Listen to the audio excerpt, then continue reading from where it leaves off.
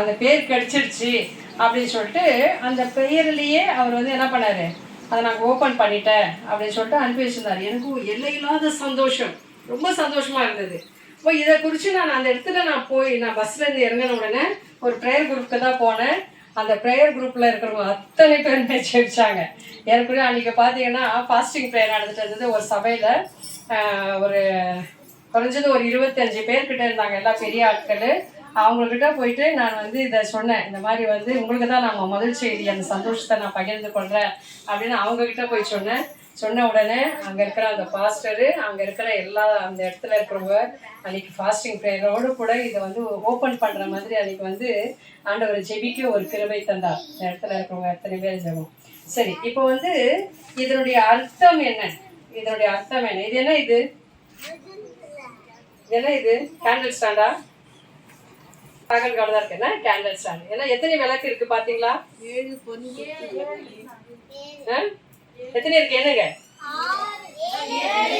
எத்தனை இருக்கு? 7. 6 இல்லை 7. சரியா? இந்த பக்கம் 3, அந்த பக்கம் 3, நடுவில் 1 இருக்கு.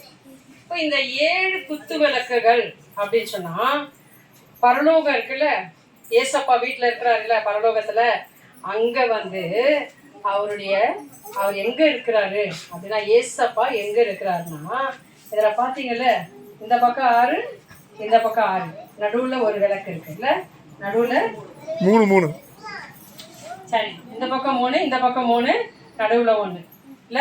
அப்போ இதுல பாத்தீங்கன்னா நடுவுல அவர் சொல்றாரு 7 பொன் குத்து விளக்குகளுக்கு மத்தியில, இதுல இப்படி போட்டிருக்கு.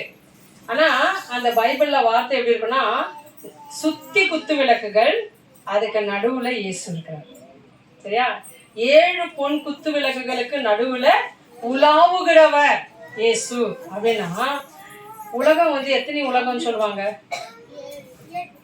எத்தனை உலகம் சொல்லுவாங்க? 8 உலகம். அப்புறம் பரவாயில்லையே, நல்லா சொல்றீங்க குழந்தைங்கெல்லாம். எத்தனை உலகம் சொல்லுவாங்க? இந்து சமயத்துல எத்தனை உலகம் சொல்லுவாங்க? யார் சொன்னது உனக்கு 7 உலகம்?